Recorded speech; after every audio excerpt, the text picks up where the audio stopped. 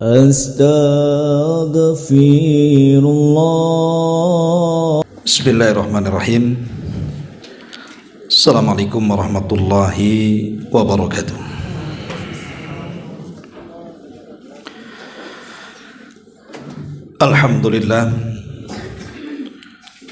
Alhamdulillahilladzi farada ala ibadihi siyama Ramadan wa ja'alaha mutahhiratan lidzunubi wal atham. Asyhadu an la ilaha illallah wahdahu rabbi la syarika lah wa asyhadu anna Muhammadan abduhu wa rasuluhu alladzi la nabiyya ba'dah, amma ba'du. Hadirin dan hadirat yang dimuliakan Allah Subhanahu wa taala, alhamdulillah di siang hari ini kembali kita bisa duduk di Saung Sunda Sawargi dan kita berada di puasa kedua, dan semoga Allah Subhanahu wa taala terus memberikan istiqomah kepada kita sehingga kita bisa terus melangkah di puasa-puasa berikutnya sampai akhir Ramadan. Ma'asyiral muslimin wal muslimat rahimakumullah. Pembahasan di siang hari ini kita akan menguak rahasia di balik sahur dan juga berbuka puasa. Ada apa di balik sahur itu? Kenapa kita diperintahkan untuk makan sahur? Dan juga apa rahasia kenapa kita disuruh menyegerakan berbuka? Inilah yang kita akan bahas di siang hari ini. Ma'asyiral muslimin wal muslimat rahimani wa rahimakumullah. Kita tahu bahwa dikatakan sahur karena sahur itu adalah waktu dari sepertiga malam akhir. Makanya ada sahur, ada as-sahir. Sahir itu artinya akhir daripada malam sebelum subuh. Makanya waktu-waktu sahur itu ya di waktu sahir tadi, di waktu-waktu mendekati fajar.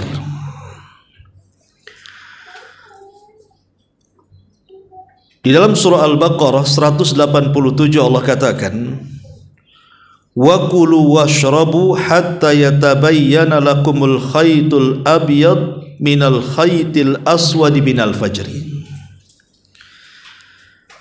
Dan makan minumlah kalian hingga jelas bagimu benang putih dari benang hitam. Ketika ayat ini turun, para sahabat salah paham, sehingga mereka pun meletakkan dua benang, satu benang putih, satu benang hitam, sambil makan sahur. Ditengokin aja benangnya itu.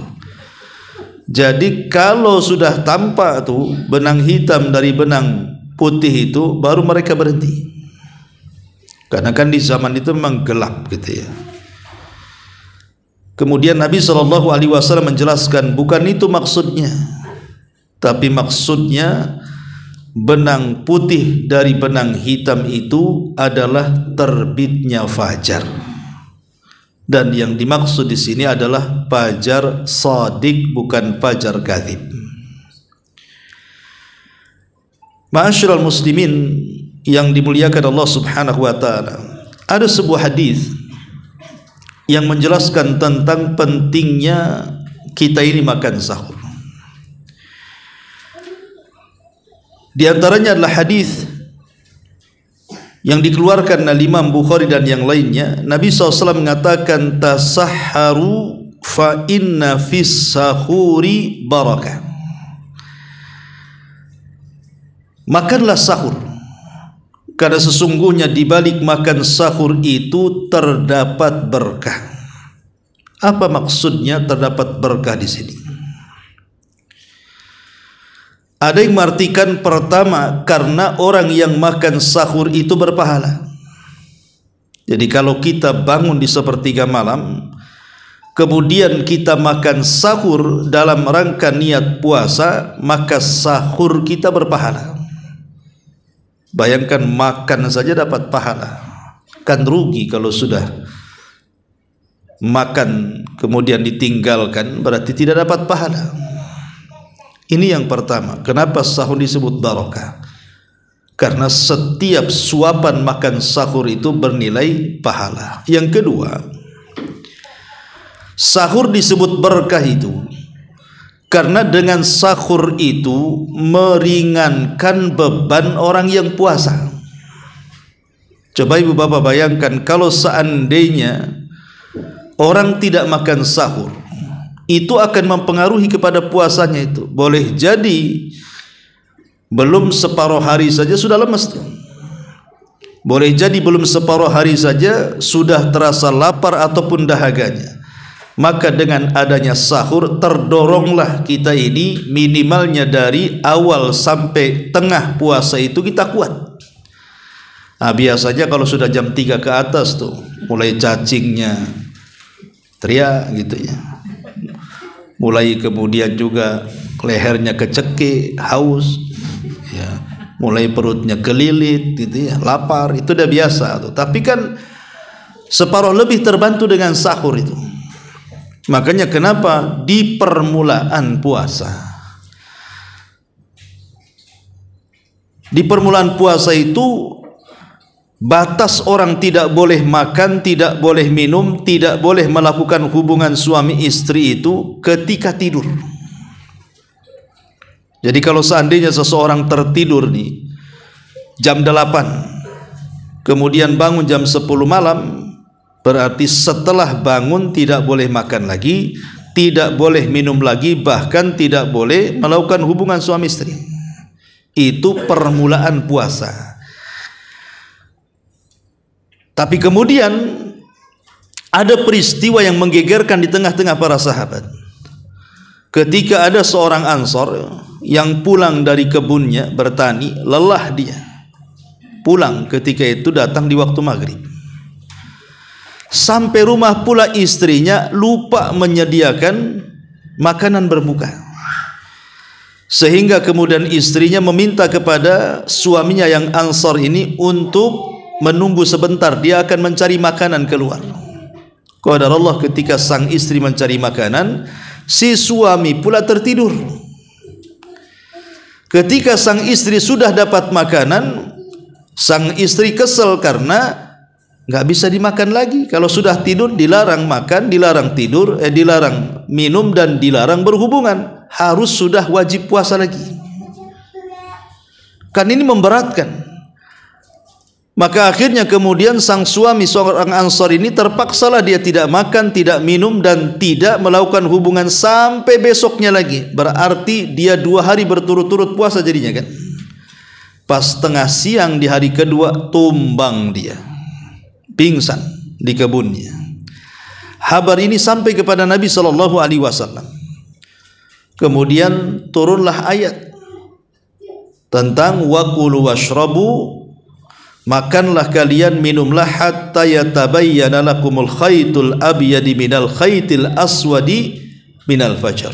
Makanlah, minumlah sampai engkau bisa membedakan antara benang putih di antara benang hitam, maksudnya terbitnya fajar. Maka setelah turunnya ayat ini, boleh seseorang itu tidur ataupun setelah tidur makan, minum, bahkan berhubungan, yang penting batasannya sampai fajar. Nah, dari sini kita tahu bahwa orang yang sahur itu bisa meringankan orang yang sedang berpuasa. Ini yang kedua, makna berkah dalam sahur itu. Makna yang ketiga, bahwa tasahharu fa inna fi sahurikum barakah. Makanlah sahur karena di balik makan sahur itu terdapat berkah. Karena di waktu sahur kita dibangunkan oleh Allah Subhanahu wa taala dan diberikan kesempatan untuk melakukan banyak hal ibadah-ibadah mulia di sepertiga malam akhir. Kan ada 5 ibadah yang sangat dianjurkan dilakukan di sepertiga malam akhir itu. Pertama, zikir. Yang kedua, berwudu kemudian salat. Yang ketiga, seseorang membaca Al-Quran. Kemudian yang keempat, seseorang berdoa. Dan yang kelima, makan sahur. Ini di bulan Ramadan, jangan ditinggalkan 5 perkara ini. Pertama, zikir. Ketika kita selepas bangun tidur, apa yang kita ucapkan? Alhamdulillahilladzi ahyana ba'dama amatana wa ilaihin nusyur. Tadi suruh berzikir, memuji kepada Allah yang telah memberikan usia yang panjang kepada kita. Betapa banyak orang yang tidur tak bangun lagi. Ya, karena tidur itu saudara kematian. Maka ketika Allah bangunkan kita dari kematian kita, bersyukurlah kepada Allah. Artinya kita masih diberikan kesempatan untuk beramal saleh. Dan bagi orang-orang yang berbuat jahat diberikan kesempatan untuk tobat. Dan bagi orang-orang yang baik diberikan kesempatan untuk menambah amal. Berzikir kepada Allah, bersyukur kalau kita dibangunkan. Yang kedua, ambil wudu kemudian salat. Itulah yang disebut dengan tahajud. Ustaz, saya sudah tarawih, tidak ada masalah. Syekh bin Baz rahimahullah ta'ala ditanya, bolehkah seseorang melaksanakan tahajud setelah melaksanakan tarawih? Memang kita tidak menafikan ada yang mengatakan bahwa kalau orang sudah tarawih tidak perlu tahajud, seperti fatwa Syekh Albani. Syekh Albani rahimahullah ta'ala mengatakan kalau orang sudah tarawih tidak perlu tahajud lagi. Tapi Syekh bin Baz rahimahullah ta'ala mengatakan boleh, karena asal solat malam itu mathna 2 rakaat salam 2 rakaat salam. Dan itu pendapat yang kuat wallahu alam bahwa boleh seseorang tahajud. Makanya di sepertiga malam akhir itu, di 10 akhir Ramadan ada tarawih, ada qiyamul lail. Kan ada istilah dalam Islam itu, ada yang disebut qiyamul lail, ada yang disebut dengan tarawih, ada yang disebut dengan tahajud. Ya. Kalau qiyamul lail ini umum, tidak mesti sholat. Orang yang berwudu dikatakan qiyamul lail. Orang yang baca Quran dikatakan qiyamul lail. Orang yang berdoa dikatakan qiyamul lail. Orang yang sholat tahajud tarawih dikatakan qiyamul lail. Jadi qiyamul lail itu umum. Namanya menghidupkan malam. Kan tidak mesti sholat. Itu namanya qiyamul lail. Kalau tarawih itu sholat yang dilakukan setelah isya. Jadi sholat malam yang ditarik ke isya, itu namanya tarawih. Disebut tarawih karena ada istirahatnya. Setiap 2 rakaat istirahat, atau setiap 4 rakaat istirahat dulu, maka disebut tarawih. Berarti orang yang sholat malam atau sholat tarawih yang tidak ada istirahatnya, itu bukan tarawih. Seperti yang 7 menit 23 rakaat itu bukan tarawih itu. Kapan istirahatnya? Tahu-tahu selesai aja. Ya, 7 menit 23 rakaat. Tarawih itu kan ada istirahatnya. Adapun tahajud identik dengan sholat malam yang dilakukan setelah tidur. Itu namanya tahajud. Jadi tidur dulu baru tahajud, itu namanya tahajud. Ya. Lah itulah perbedaan qiyamul lail, tarawih dan tahajud tadi. Lah jadi amalan yang kedua adalah kalau di bulan Ramadan kita bisa melakukan tarawih dan juga tahajud di sepertiga malam akhir. Dan ada hadis yang mengatakan barang siapa yang tahajud dia membaca 10 ayat dalam Quran, maka tidak dicatat baginya termasuk orang-orang yang lalai. Kalau dia mau tambah dari 10 menjadi 100 ayat, maka dia tercatat dari orang-orang yang taat kepada Allah. Kalau dari 100 dia tambah menjadi 1000 ayat, maka orang ini sudah siap dengan kematiannya, karena sudah cukup bekalnya masuk surga. Kalau bisa 1000 ayat. Gimana caranya Ustaz? Saya nggak hafal. Boleh pegang mushaf.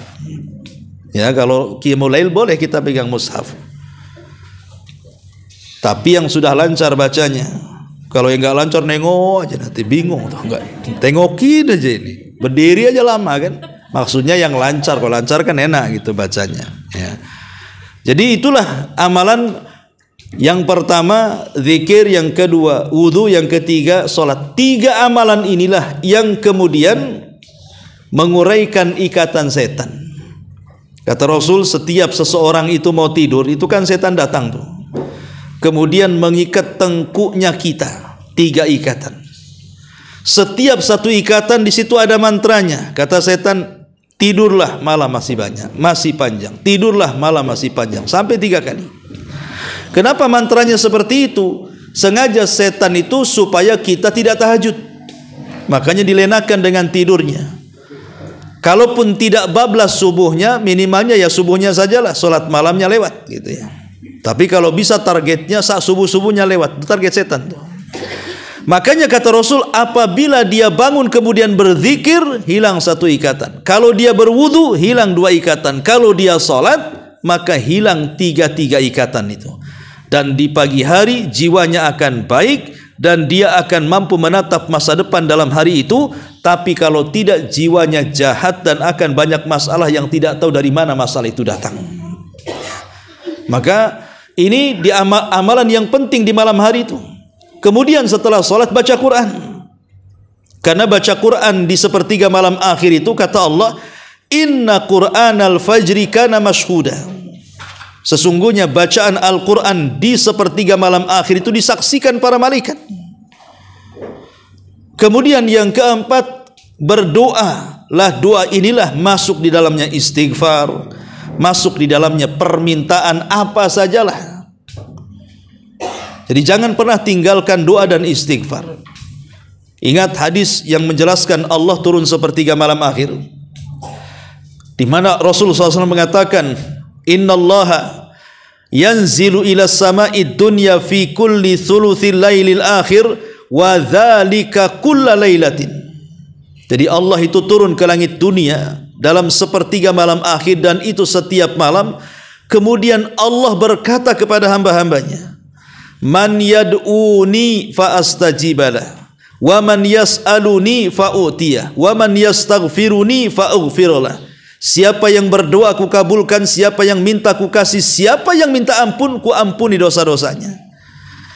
Ibu bapak yang dimuliakan Allah Subhanahu wa taala, kalau kita mau menyingkap sedikit tentang waktu sahur itu, maka kita akan melihat keajaiban yang luar biasa. Begini, saya kira saya, ibu bapak, siapapun dalam kehidupan ini kan pasti banyak masalah. Ada orang yang ditimpa masalah ekonomi, ada orang yang ditimpa masalah kesehatan, sakit terus. Ada yang ditimpa masalah dengan fitnahan lisan-lisan manusia. Ada yang ditimpa masalah boleh juga karena kenakalan. Kenakalan anak-anak, kenakalan suami, kenakalan istri, dan berbagai macam kenakalan. Itu kan problematika manusia tuh dalam kehidupan tuh. Sebenarnya permasalahan-permasalahan yang seperti itu bisa diselesaikan dan diurai dengan rahasia yang ada di sepertiga malam akhir itu. Umpamanya ada orang yang lagi bermasalah ekonominya. Allah tahu kok, Allah itu tahu kalau kita lagi masalah ekonomi. Dan Allah juga tahu kalau kita ini ingin lepas dari permasalahan itu kan. Cuman Allah itu hanya rindu, ingin rintihan kita sebagai hambanya yang terkena musibah, agar kita meminta hanya kepada Allah Subhanahu wa taala dan tidak meminta kepada yang lainnya. Allah tunggu tuh di sepertiga malam akhir, minta atau tidak sama saya. Sebagaimana juga ada orang-orang yang diberikan musibah oleh Allah, mungkin kesehatan, diberikan sakit yang berkepanjangan, dokter dari rumah sakit sudah angkat tangan tidak sanggup mengobatinya. Allah tahu dia sedang sakit dan Allah tahu dia ingin sembuh dari penyakitnya. Allah hanya ingin mendengar rintihan kita, minta enggak kepada Allah kesembuhan atau minta kepada yang lainnya. Jadi Allah berikan kesempatan di sepertiga malam akhir itu untuk meminta. Sama dengan orang-orang yang diuji dengan diberikan anak yang nakal, anak yang durhaka, anak yang kurang ajar. Allah tahu anak kita kurang ajar. Allah tahu orang tuanya juga tidak suka kalau bisa anaknya baik. Tapi Allah hanya ingin mendengar keluhan kita di sepertiga malam akhir. Minta enggak kepada Dia atau tidak? Kalau kita minta kepada Allah, sama dengan kita mengetuk pintu langit itu, supaya melembutkan hati anak kita, atau orang-orang yang tersakiti dengan lisan orang. Allah tahu kita tersakiti dan Allah tahu siapa yang menyakitinya. Tinggal Allah menunggu apakah kita merintih dari fitnahan itu kepada Allah atau mengeluh kepada selainnya. Jadi sebenarnya rahasia problematika umat manusia yang ada di bumi itu bisa diuraikan di sepertiga malam akhir. Bukankah Allah yang mengatakan, man yad'uni fa astajibalah wa man yas'aluni fa utiyah. Siapa yang berdoa kukabulkan, siapa yang minta kukabulkan permintaannya. Lah dua lafaz ini sebenarnya rahasia kenapa waktu sepertiga malam akhir, khususnya di waktu sahur itu, ada keajaiban luar biasa. Yang terkadang orang itu hanya terpikir sahurnya, tidak terpikir bahwa ada masalah besar di situ. Jadi oleh karena itulah maka sayang kalau sepertiga malam akhir lewat begitu saja, sementara di luar Ramadan itu kan susah kita mendapatkan sepertiga malam akhir itu. Harus melawan ngantuk, harus melawan dingin, harus melawan takut. Akhirnya bangun hanya kencing tidur lagi kan itu. Nggak ada lagi kesempatan. Lah Ramadan ini insya Allah semua hilang tuh. Rintangan halangan semua hilang karena harus bangun memang jam-jam segitu tuh. Semua anak kecil juga bangun. Sampai orang tua bangun. Semua anak-anak bangun. Nggak bangun dibangunkan obrok-obrok. Ya. Sampai di tiban kampung itu udah pakai musik tuh. Ya. Kadang-kadang di beberapa tempat dilempari petasan tuh suruh bangun tuh. Ya, jadi di sini menunjukkan kesempatan kalau sepertiga malam akhir, artinya di waktu sahur ini, itulah terdapat berkah di situ ya. Apalagi di situ juga ada kesempatan kita istighfar. Istighfar itu kan bukan hanya sekedar memintakan ampun akan dosa-dosa kita, lebih daripada itu kan meminta agar aib kita ditutupi. Jadi kalau kita mengatakan astagfirullahaladzim, ya Allah, aku memintakan ampun kepadamu akan dosa-dosaku, maksudnya istighfar di sini dua permintaannya. Pertama, agar dosa-dosa kita diampuni dan tidak diazab pada hari kiamat. Yang kedua, agar aib-aib kita ditutupi sehingga tidak ada yang tahu kecuali Allah saja. Karena mulianya kita itu karena aib kita ditutup saja. Kalau aib kita dibongkar, tidak mungkin anda ngaji sama saya, dan pun nggak mungkin juga saya mau hadir di sini. Kalau setiap aib kita dibongkar, tapi Allah maha as-sitrun, maha sitir, maha penutup aib manusia sehingga kita masih dimuliakan. Lah inilah yang kemudian kata Rasul, tasahharu fa inna fi sahurikum barakah. Sahurlah kalian karena dimakan sahur ada berkah. Lah salah satu keberkahannya, kita dibangunkan di jam-jam yang sangat istimewa, di mana kita diberikan kesempatan untuk melakukan 5 ibadah yang mulia ini. Ini yang ketiga, makna barakah dalam hadis tadi. Makna yang ketiga, makna yang keempat, tasahharu fa inna fi sahurikum barakah. Ini dinukilkan oleh Hafidz Ibnu Hajar Al-Asqalani dalam kitab Fathul Bari. Ya. Maksudnya berkah di sini dari semua arah. Lah salah satunya juga kata beliau menambahkan dari yang tiga adalah sahur ini dalam rangka menyelisihi orang-orang kafir. Jadi supaya puasa kita beda dengan puasa ahli kitab, puasa kita beda dengan puasa Yahudi ataupun Nasrani, makan sahur. Itulah yang membedakan antara puasa kita dengan mereka. Karena pada awalnya tadi ketika saya menjelaskan tentang ada orang Ansor ketiduran, akhirnya tidak boleh makan, tidak boleh minum, tidak boleh hubungan, kemudian pingsan di siang hari. Permulaan pensyariatan puasa itu Rasul ingin menyamakan bagaimana cara puasa kita dengan mereka ahli kitab. Itu pada awalnya. Jadi pada awal pensyariatan itu Rasul maunya ngeplek. Sebagaimana kita diwajibkan, mereka diwajibkan, tata caranya juga ngeplek sama dengan mereka. Lah salah satunya seperti itu, bahwa kalau orang sudah tidur tak boleh makan, tak boleh minum, tak boleh hubungan. Itu caranya ahli kitab, ditiru oleh Islam di permulaan puasa. Tapi setelah ada kasus pingsannya orang Ansor karena tidak sanggup, akhirnya kemudian Nabi SAW ingin menyelisihi puasanya ahli kitab dengan mensyariatkan sahur. Dari sini Rasulullah SAW mengatakan, farkuma baina siyamina wa siyami ahlil kitab akalatas sahur. Perbedaan kita dengan ahli kitab dimakan sahur. Disitulah letak berkahnya. Makanya rugi kalau puasa tidak sahur, berarti puasa kita tidak berkah karena tidak menyelisihi ahli kitab. Berarti kalau kita ingin berkah dalam puasanya, usahakan makan sahur. Nah, ini diantara faedahnya, karena dalam penyelisihan itu terdapat kejayaan. Itulah yang disabdakan Nabi SAW, la yazalun nas bi khairin ma'ajjalul fitra wa yuakhirus sahur. Manusia ini akan senantiasa, atau umat ini akan senantiasa di atas kejayaan manakala mereka menyegerakan berbuka dan mengakhirkan sahur. Ya. Lalu apa hubungan makan dengan kejayaan, coba? Bukankah kejayaan itu identik dengan memiliki persenjataan yang canggih, memiliki tentara yang banyak, memiliki pesawat yang luar biasa canggih teknologinya, dan begitu seterusnya? Kok ini cerita makan sahur dengan kejayaan? Kok makan bisa membuat Islam jaya? Kata para ulama, bukan soal makannya, tapi soal penyelisihannya. Ketika kita punya izzah, punya kemuliaan bahwa kita harus beda dengan ahli kitab, disitulah letak kejayaannya. Tapi sebaliknya, kalau kita meniru-niru mereka, maka Islam sudah tidak jaya lagi, bahkan boleh jadi rendah kalau semua ditiru-tiru. Dan itu yang terjadi. Kata Rasul, la tattabi'anna sanana man kana qablakum shibran bi shibrin wa dhira'an bi dhira'in hatta law dakhalu juhra dhabbin la dakhaltum. Kalian akan menyerupai tata cara umat sebelum kalian, persis seperti mereka. Kalau mereka datang satu jengkal, kita datang juga satu jengkal. Kalau mereka datang satu hasta, kita buat juga satu hasta.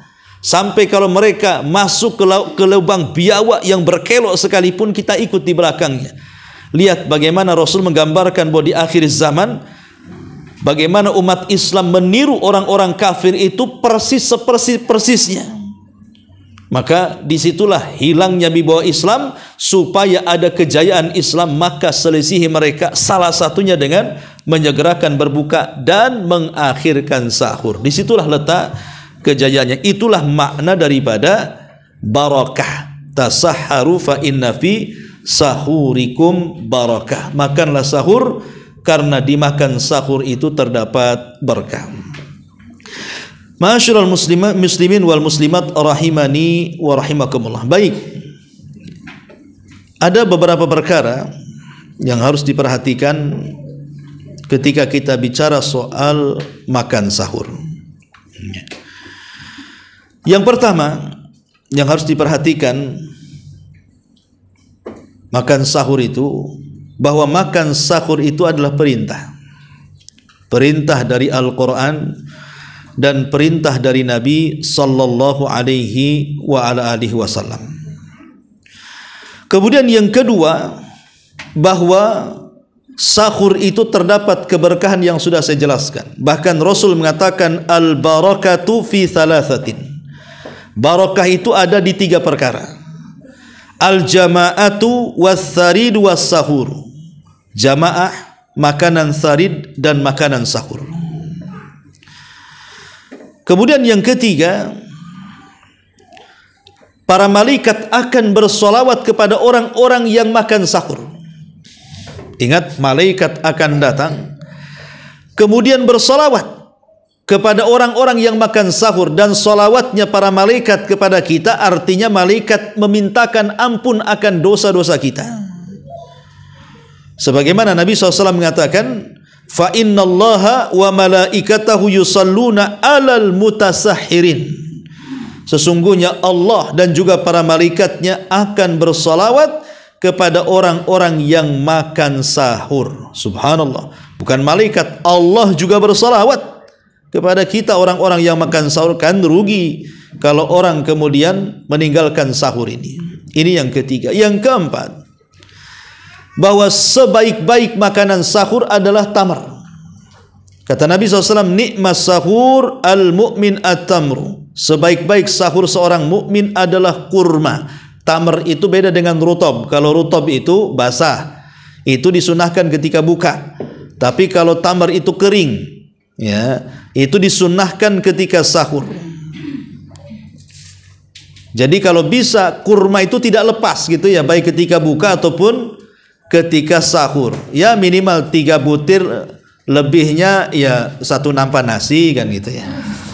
Yang penting kan kurmanya ndak hilang. Ya, kalau harus makan nasi ya ada kurmanya. Ya. Intinya bahwa nasi tidak ada nasi, kurma tetap ada. Merdeka kurma. Itu kalau Ramadan. Ya. Tapi kalau sudah hilang Ramadan, hilang pula si kurma tuh. Yang ada kurma Jawa. Intinya bahwa di sini sebaik-baik sahurnya seorang mukmin adalah kurma. Kemudian yang selanjutnya adalah mengakhirkan sahur. Mengakhirkan sahur itu diriwayatkan dari Anas bin Malik. Jadi satu hari Zaid ibn Thabit radhiyallahu an, dia mengatakan kami makan sahur bersama Rasul. Kemudian beliau salat. Kata Anas, aku tanyakan kepada Zaid, engkau kan pernah sahur bersama Nabi, kira-kira jarak sahurnya Nabi dengan azan subuh itu berapa tuh? Karena kau sering makan sahur bersama Nabi wahai Zaid. Ya. Maka kata Zaid, ya aku kira-kira 50 ayatan, seperti orang membaca 50 ayat dalam Quran. Coba praktikan ibu bapak. Kan sekarang kan bulan Quran nih. Ambil mushaf, baca Al-Baqarah. Ya. Baca secara tartil ayat 1 sampai 50. Kemudian kira-kira waktunya. Karena saya pernah mempraktikkan, ya, tapi bagi saya waktu saya praktekkan ayat 1 sampai 50 itu dengan tartil ya sekitar 20 menit kurang lebih lah. 20 menit, anggaplah 30 menit.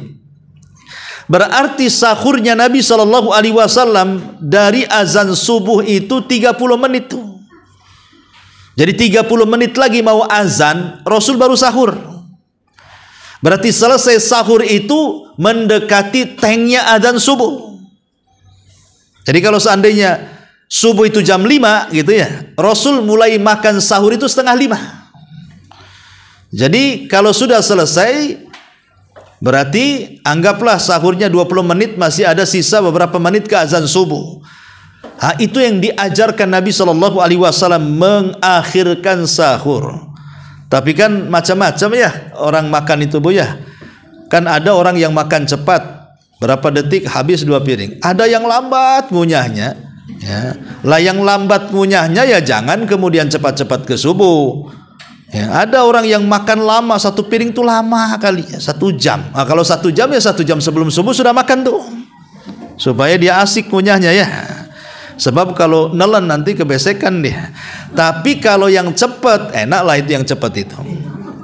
Kalau yang cepat itu 5 menit saja 2 piring bisa saya katanya. Itu gimana caranya itu? Itu ditelan tuh kayak makan cacing gitu. Intinya bahwa mengakhirkan sahur itu sangat disunnahkan. Kenapa? Kata Syekh Shalih Fauzan hafizahullah taala, supaya jangan berpuasa di luar daripada waktu puasa. Contoh mamanya, ada orang yang makan ketika habis taraweh kekenyangan. Ya, boleh jadi mungkin karena dia sudah beli makanan banyak, ketika berbuka tidak sempat makan, akhirnya dihantam pada taraweh. Jadi kenyang betul-betul diserbu tuh. Bukan hanya yang di meja, nyari lagi di luar. Sampai kenyang umpamanya kan. Akhirnya sahurnya malas. Sudahlah, akhirnya lewat saja dia sahur, tidak mau sahur. Ini kan sama dengan puasa nambah waktu namanya. Kalau seandainya dia makan selepas taraweh sampai jam 12 baru selesai, berarti puasanya dari jam 12 sampai maghrib. Ya. Jadi kan nambah waktu banyak tuh. Akhirnya tersiksa dia. Kenapa? Karena biasanya kalau sudah malam-malam dia puasa, nanti sebelum siang dia sudah lapar tuh. Bawaannya haus, bawaannya lapar, dan begitu seterusnya. Dan itu memadaratkan puasanya dan menyelisihi puasa Nabi jadinya.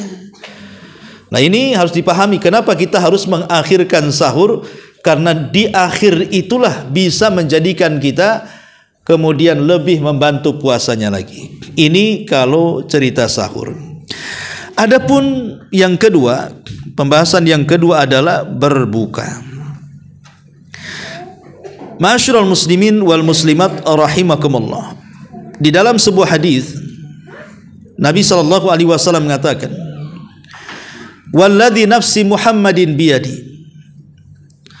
la khulufu fammi shaim atyab indallahi min rihil misk, lis-shaimi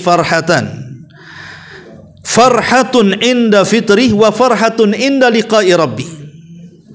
Demi zat yang jiwa Muhammad berada di tangannya, sungguh bau mulut orang yang berpuasa lebih harum di sisi Allah dibandingkan minyak kasturi. Bagi yang berpuasa itu memiliki dua kebahagiaan. Pertama, bahagia saat berbuka. Yang kedua, bahagia saat berjumpa dengan Rabbnya. Apa makna bahagia saat berbuka? Pertama, karena saat berbuka itu kita harus lebih, bahkan merasakan nikmat Allah yang tidak dirasakan siapapun. Apa itu? Makan saat lapar dan minum saat dahaga. Itu nikmat luar biasa. Orang tidak mungkin merasakan nikmat makan kalau dia kenyang. Orang tidak mungkin merasakan nikmat minum kalau dia tidak dahaga. Tapi ketika dia lapar sangat, ketika dia hangus sangat, kemudian dia makan minum, disitulah letak nikmatnya. Kayaknya kalau sudah tenggorokan air masuk ke tenggorokan dan sudah terbasahi itu, kayaknya aduh luar biasa. Makanya dari situ Rasul mengatakan, "Dhahabadh dhama'u wabtallatil uruq wa thabatal ajru insyaallah." Dhahabadh dhama, telah hilang rasa dahagaku karena air sudah membasahi tenggorokanku. Itulah nikmatnya di situ. Yang kedua, kata para ulama, kenapa nikmat saat berbuka? Karena disitulah ada kesempatan berdoa. Di mana Rasul mengatakan thalathu da'awatin mustajabah, ada 3 kelompok yang pasti diijabah doa-doanya. Salah satunya adalah da'watul shaim inda fitri, doanya orang yang berpuasa saat dia berbuka, mustajab, ya. Adapun yang kedua, bahagia sedang berjumpa dengan Allah karena 2 perkara. Pertama, kenapa orang yang berpuasa bahagia saat berjumpa dengan Allah? Karena nanti puasa akan datang kepada Allah dan mengatakan, "Ya Rabb, mana'tuhu ta'ama wasyaraba wasyahwah." Gara-gara aku, kata puasa, dia tahan lapar dan dahaga dan syahwatnya. Berikan syafaat kepada dia ya Rabb. Jadi puasa akan datang kepada kita menjadi syafaat. Yang kedua, karena puasa satu-satunya ibadah yang dipegang Allah, sehingga ketika berjumpa dengan Allah, Allah kasih tahu inilah pahala puasamu.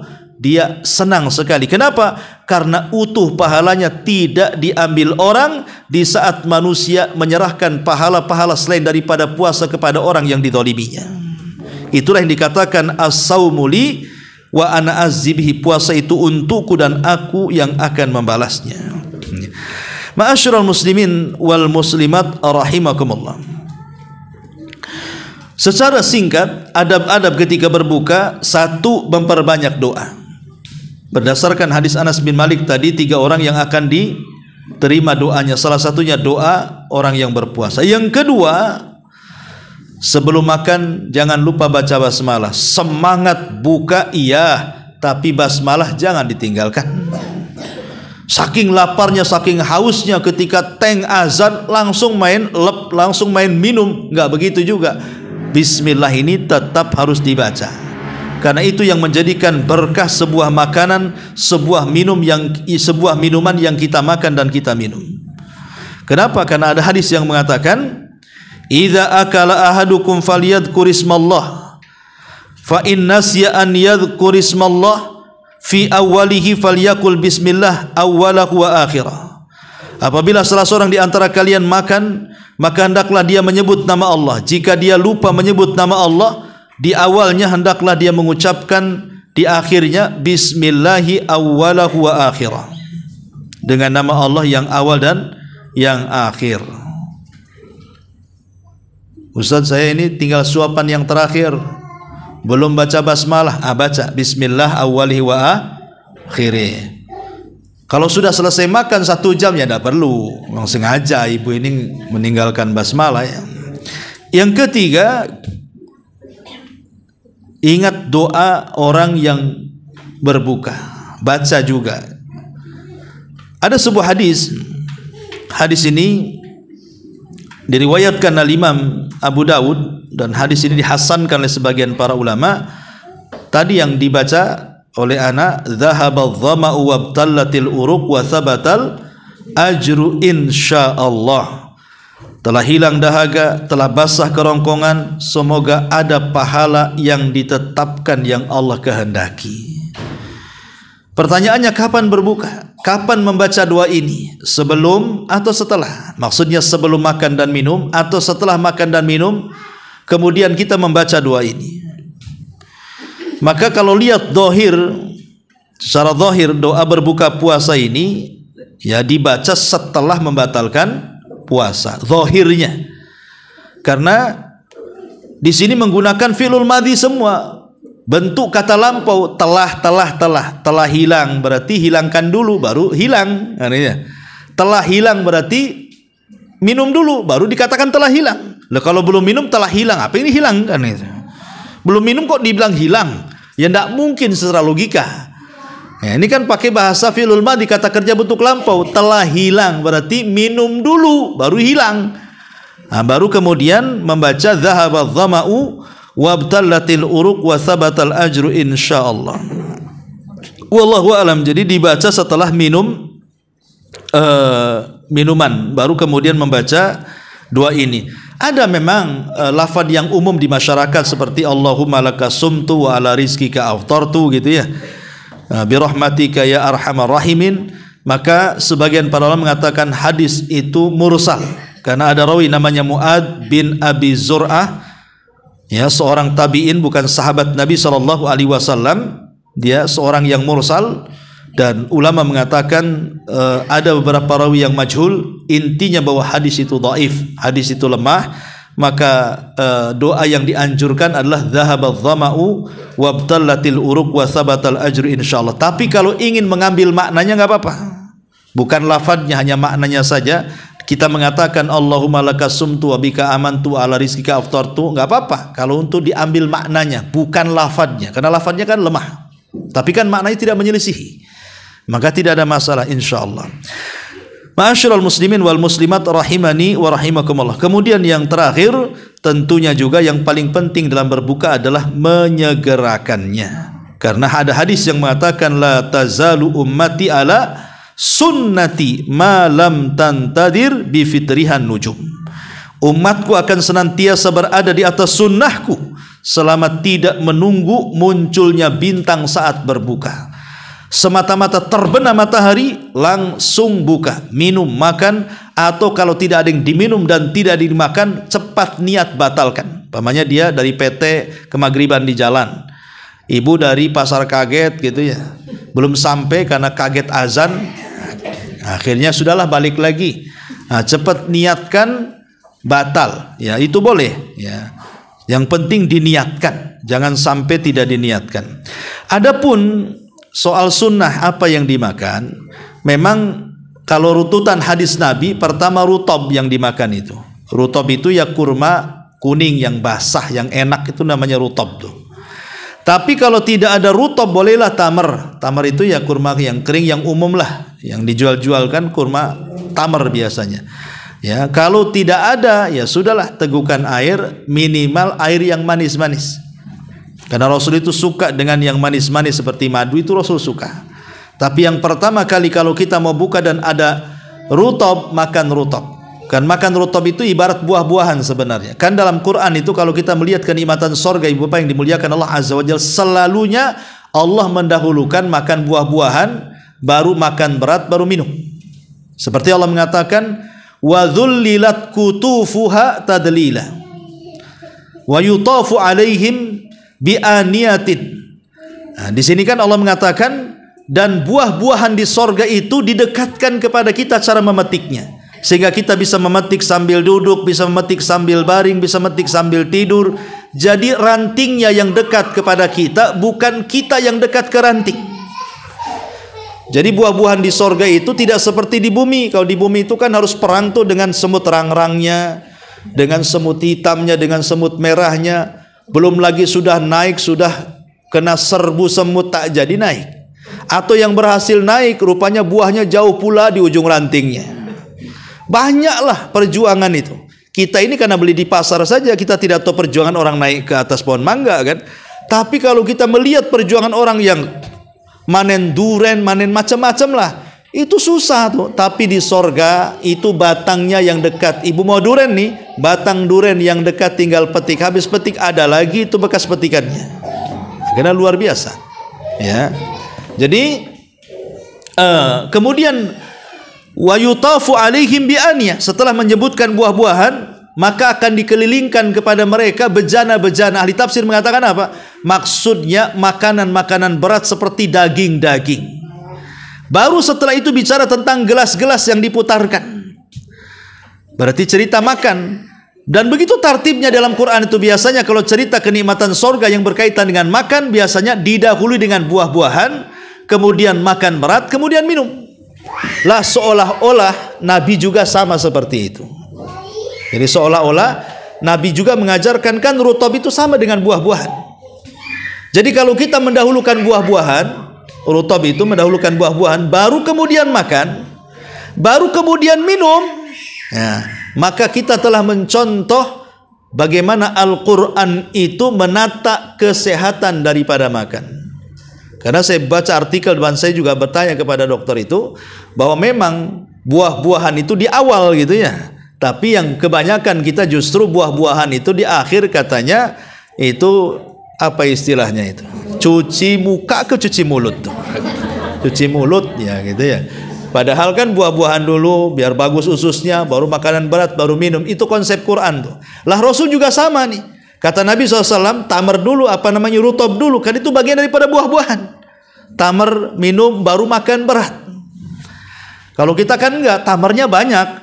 Tapi karena kadang sudah ada nasi, rawon, rendang, dan yang lainnya, terlupakan tuh.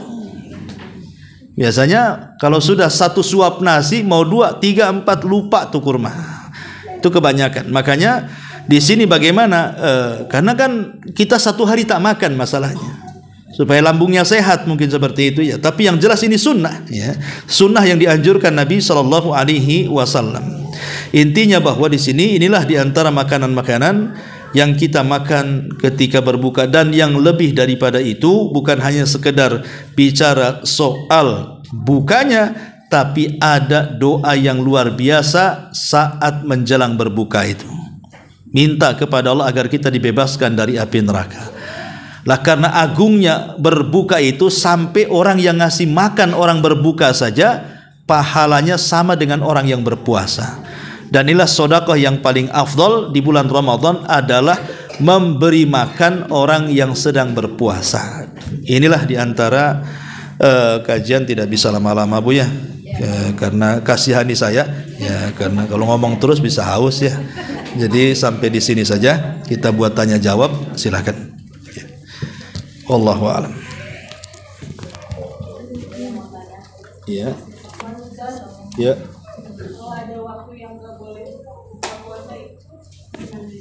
Waktu? Waktu maksudnya? Waktu berbuka puasa.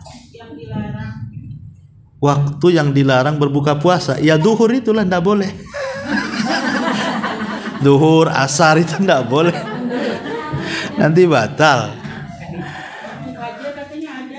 Waktu fajar.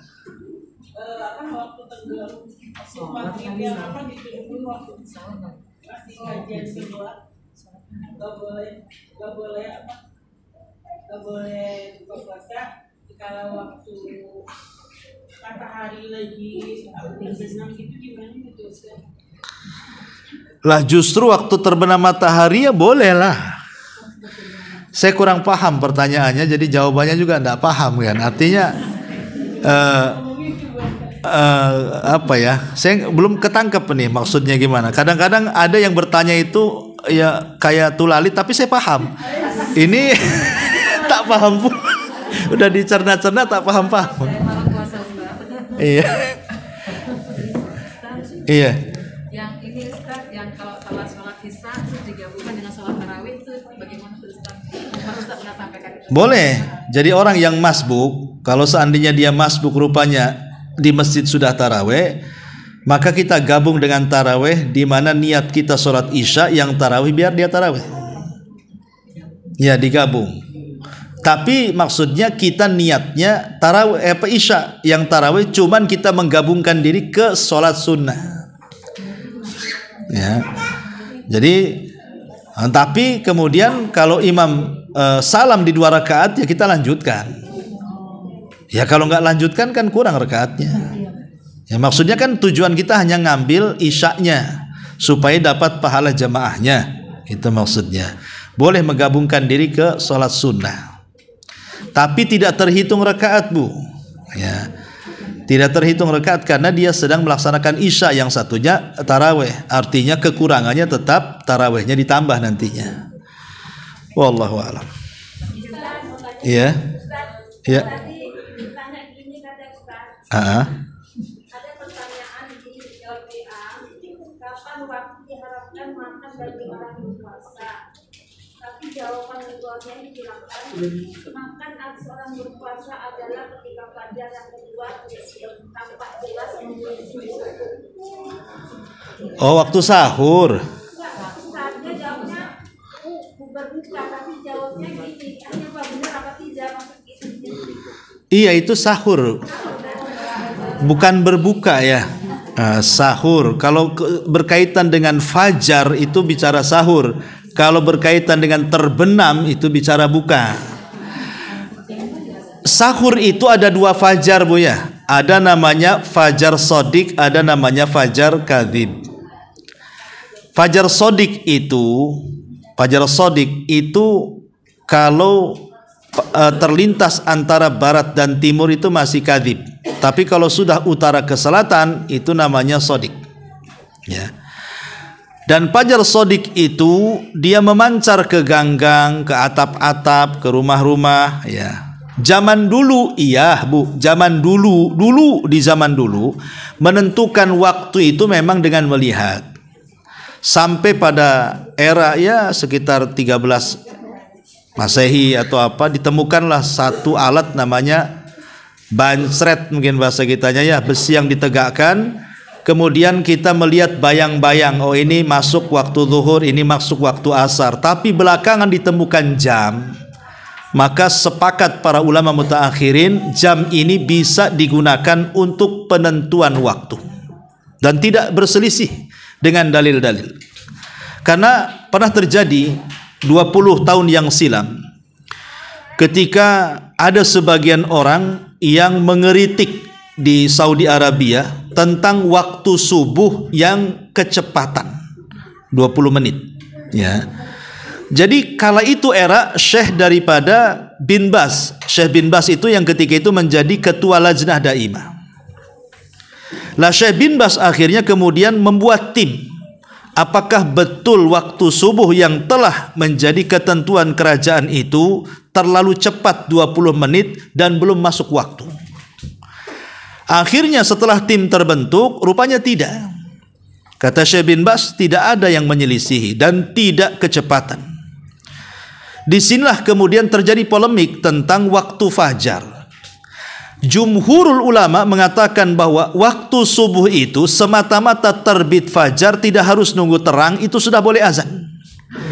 Tapi pendapat ulama mutaakhirin, oh tidak bisa, harus sampai terang betul arah timur, barat dan selatan itu harus terang sampai ke gunung-gunung, ke ganggang, baru kemudian dianggap waktu subuh muncul.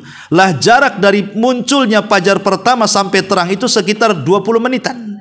Jadi yang pendapat jumhur, maka tidak ada masalah dengan jam yang sudah ditentukan pemerintah. Tapi bagi orang-orang mutaakhirin mengatakan oh tidak bisa karena belum terang. Makanya mereka menganggap bahwa kalau belum 20 menit lewat maka belum masuk subuh katanya. Engkau azan di luar waktunya. Tapi bagi jumhur mengatakan ini sudah masuk waktunya karena sudah terbit fajar, memang belum menyeluruh. Apalagi di zaman sekarang. Yang tidak mungkin kita ini melihat ke atas dengan gedung-gedung yang tinggi, dengan pabrik-pabrik yang mengeluarkan asap sehingga akan menghalangi pandangan, dengan lampu-lampu akhirnya yang harusnya kita melihat gelap jadi terang, sehingga susah berijtihad kayak orang dulu kan, karena banyaknya tadi gedungnya sudah menghalangi pandangan kita, belum asap pabrik menghalangi cuacanya, belum lagi lampu yang terang sehingga tidak bisa membedakan mana terang mana gelap. Lah akhirnya kemudian beristihad ulama mutaakhirin dengan adanya jam itu, maka setiap pemerintah menentukan dengan alat mereka di sini waktu zuhur, waktu asar, waktu maghrib, termasuk waktu subuh. Ya, maka kita percayakan kepada pemerintah. Ya, kalau kata pemerintah umpamanya di almanak menurut jadwal di jam-jam sekian subuh, ya sudah berhenti di situ. Itu lebih selamat daripada kita sibuk nggak pakai jam, nonton-nonton, nengok-nengok fajar-fajar. Gimana caranya kita ya nggak tahu kita caranya kan? Bagaimana? Karena di antara penentuan waktu sholat yang paling suram itu subuh. Kalau maghrib enak, yang penting tenggelam matahari selesai. Kalau subuh ini ada fajar shadiq, ada fajar kadzib, ada yang bisa membedakan, ada yang tidak. Makanya dikembalikan kepada keputusan pemerintah. Karena dulu juga pernah geger di Indonesia ini soal waktu subuh juga, kurang lebih dengan gegernya di Saudi. Ya, tahun berapa itu di sini juga pernah penelitian satu Indonesia rupanya kurang 20 menit. Tapi sekali lagi itu kan kembali kepada perbedaan pendapat antara jumhur ulama, ya, yang mengatakan bahwa semata-mata terbit fajar walaupun belum terang sudah boleh subuh, dengan yang berpendapat oh tidak boleh, harus terang dulu baru dianggap subuh. Sebenarnya di situ khilafnya sebenarnya, ya, sehingga terjadi polemik. Ya. Maka sudahlah kita ini orang awam senang lihat jam, tengok jadwal yang ditentukan pemerintah kapan imsak. Nah, sudah kita berhenti, jangan makan di situ. Wallahu a'lam. Ya. Baik, sampai di sini. Apa lagi? Iya. Waktu azan itu masih boleh minum nggak ya? Azan sebaiknya jangan. Ya ngapain? Berarti kan ini bangunnya kesiangan itu. Sebaiknya azan jangan minum. Ya, karena kalau sudah azan itu udah masuk waktu subuh, kecuali azan pertama. Karena subuh itu kan ada azan pertama, ada azan kedua. Kalau azan pertama ya ada masalah karena belum fajar shadiq, ya. Kalau sudah azan kedua, dan umumnya di negeri kita azan kedua, jarang yang azan pertama ya. Berapa tempat aja lah, kayak di daerah Jawa Timur itu ada yang pakai azan dua azan. Kalau di Mekah jelas ya. Tapi kalau di Batam jarang orang yang azan dua kali itu. Ya sekali aja. Sekali itulah subuhnya langsung azan langsung subuh kalau di negeri kita. Nah, maka sebaiknya kalau sudah mendekati waktu azan ya langsung berhenti. Memang ada yang mengatakan kalau seandainya kita ini sedang makan sahur, ada hadis yang mengatakan kalau kita sedang makan sahur, wal ina'u biyadi, sementara bejana ada di tangan kita. Kemudian dia mendengar suara azan, kata Rasul, selesaikan sampai selesai. Selesaikan sampai selesai. Kalaupun hadis ini sahih, ya, maka ini dibawa kepada darurat seperti ini. Walaupun pendapat jumhurul ulama mengatakan tetap kita harus berhenti ketika azan. Ya, tetap kita berhenti ketika azan. Tapi kalaupun mengamalkan hadis ini, maka ini inda darurah, ketika ya memang tidak ada unsur kesengajaan, dia tidak tahu kalau waktunya mau dekat subuh. Tapi kan kita sudah tahu sekarang ini. Ini tengok jam kan, oh ini 2 menit lagi mau subuh. Oh cepet-cepet ngambil nasi 1 galon gitu ya, biar dipegang aja biar boleh makan. Nah itu kan udah tahu kita. Itu kan dalam kondisi kita tidak tahu, makan tahu-tahu azan. Nah gitu maksudnya. Ini kan sudah tahu mau azan, sengaja kemudian dibuat banyak-banyak nasinya, dibuat banyak-banyak minumnya. Nah itu enggak, itu niat tak puasa kalau orang kayak gitu tuh. Wallahu a'lam. Baik, sampai di sini. Subhanakallahumma bihamdika asyhadu an la ilaha illa anta astaghfiruka